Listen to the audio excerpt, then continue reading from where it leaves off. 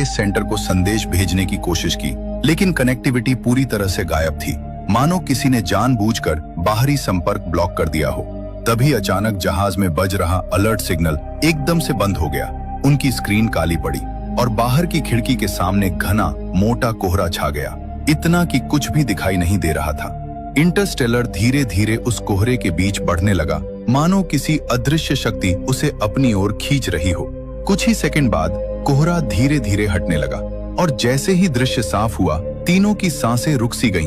उनके सामने एक विशाल महाद्वीप यानी अंतरिक्ष की गहराइयों में छिपा बैठा हो, जहां पानी, जंगल, पहाड़ सब कुछ हरा भरा, बिल्कुल पृथ्वी जैसा दिख रहा था, लेकिन फिर भी किसी अनजानी ऊर्जा से भरा हुआ।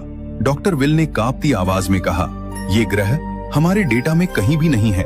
और बिना किसी कमांड के इंटरस्टेलर स्पेसक्राफ्ट ने खुद ही अपनी दिशा बदली और उस हरे भरे ग्रह पर धीरे धीरे लैंड किया। तीनों एस्ट्रोनॉट्स ने उस ग्रह की सतह पर अपने पहले कदम रखे। जैसे ही उनके जूते जमीन पर पड़े, उन्हें महसूस हुआ कि यहाँ की मिट्टी में हल्की सी नमी थी और आसपास सुनहरी रेत चमक रही थी। पूरा दृश्य इतना मनमोहक था कि कुछ पल के लिए वे तीनों चुपचाप चारों तरफ देखते रह गए। हल्की हवा बह रही थी और दूर तक फैला वातावरण बिल्कुल जीवित सा लग रहा था। डॉक्टर जेनी ने धीमे से कहा, ये जगह सच में किसी अद्भुत दुनिया जैसी लग रही है। वे तीनों उस ग्रह पर काफी दूर तक चलते गए। आगे जाकर उन्हें एक विशाल समुद्र दिखाई दिया, जहां नीली लहरें बड़े पत्थरों से टकराकर हल्की हल्की गूंज पैदा कर रही थी।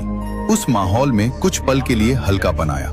डॉक्टर जाफे हंसते हुए बोला, विल, हम लोग अगर चाहें तो यहाँ मछली भी पकड़ सकते हैं। विल ने गंभीर आवाज में जवाब दिया, जाफे, हम अभी अभी इस ग्रह पर उतरे हैं, हमें इस जगह को समझना होगा। और सबसे अहम बात, जैसे ही हम लोग यहाँ उतरे हैं, तभी से वो सिग्नल पूरी तरह बंद हो गया है। डॉक्टर जेनी चिंतित नजरों से समुद्र की तरफ देखने लगी। उसके मन में बहुत सवाल थे कि क्या ये ग्रह एलियन सभ्यता का तो नहीं है।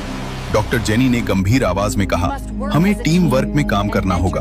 अगर हमें इस ग्रह के बारे में सच जानना है तो जंगल में जाकर रिसर्च करनी पड़ेगी। जेनी ने जंगल की तरफ देखते हुए बोला, हमारा स्पेसक्राफ्ट अभी लोकेशन सिग्नल नहीं भेज रहा। शायद यहाँ की एनर्जी उससे टकरा रही है, जिस वजह से वो काम नहीं कर रहा। इसलिए मैं और जेफ जंगल के अंदर जाकर सैंपल और डेटा इकट्ठा करेंगे। और विल, तुम स्पेसक्राफ्ट के पास ही रहोगे। हमारे पर्सनल लोकेटेड सिस्टम पर नजर रखना। अगर कोई भी अजीब मूवमेंट दिखे तो तुरंत हमें संकेत भेजना।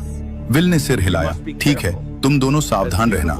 ये ग्रह जितना सुंदर दिख रहा है, उतना ही खतरनाक भी हो सकता है। डॉक्टर जेनी और जेफ ने अपने उपकरण उठाए और गहरे जंगल की ओर बढ़ने लगे।